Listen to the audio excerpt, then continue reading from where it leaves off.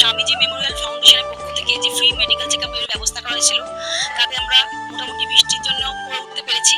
তা আমরা পেশেন্টদের থেকে জিজ্ঞেস করি তারা খুশি কিনা। হ্যাঁ, খুশি। আমাদের মেডিকেল চেকআপ ক্যাম্পটা হয় কি সুবিধা হয়েছে? সুবিধা হয়েছে, ভালো হয়েছে, সুবিধা ভালো হয়েছে। ডাক্তার ভালো করে সব করেছে তো? হ্যাঁ, ধন্যবাদ, ভালো থাকবেন। তোমরা স্বামীজি থেকে যে ডাক্তার দেখালাম, আমাদের এখানে দেখালে তুমি, তোমার কি মনে হলো? ভালো লাগলো ডাক্তারবাবুকে? হ্যাঁ, ভালো লেগেছে। আমার খুবই ভালো লেগেছে, কারণ আমাদের পাড়ার কাছে রয়েছে, আমাদের খুব সুবিধা হয়েছে। কেন কি ডাক্তার এসছে, আমাদের একটু হেলথ চেক আপটাও হয়েছে। প্রেসক্রিপশনটা দেখো। আপনার ভালো লেগেছে তো? হ্যাঁ,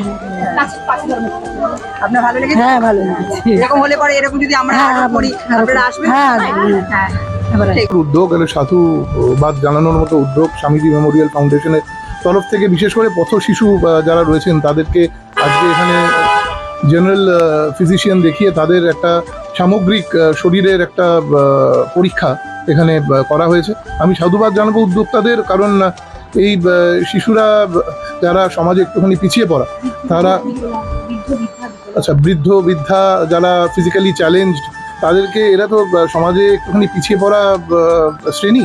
সুতরাং এই শ্রেণীদের নিয়ে কাজ করে এই যে স্বামীজি মেমোরিয়াল ফাউন্ডেশন, এটা সত্যি একটা ভালো দিক। কারণ এদেরকেও আস্তে আস্তে সেই জায়গা থেকে তুলে এনে সমাজের মূল স্রোতে তুলে নিয়ে আসার যে চেষ্টা, যে প্রক্রিয়া, সেই প্রক্রিয়া কিন্তু এই যে হেলথ ক্যাম্প, এই হেলথ ক্যাম্পের মাধ্যমে আজকে এই স্বামীজি মেমোরিয়াল ফাউন্ডেশন তারা এখানে শুরু করলো। আগামী দিন নিশ্চিতভাবে এনারা আরও অনেক নতুন উদ্যোগ নেবেন, যা সমাজের এই পিছিয়ে পড়া মানুষের পক্ষে তাদের এগিয়ে নিয়ে যেতে সাহায্য করবে।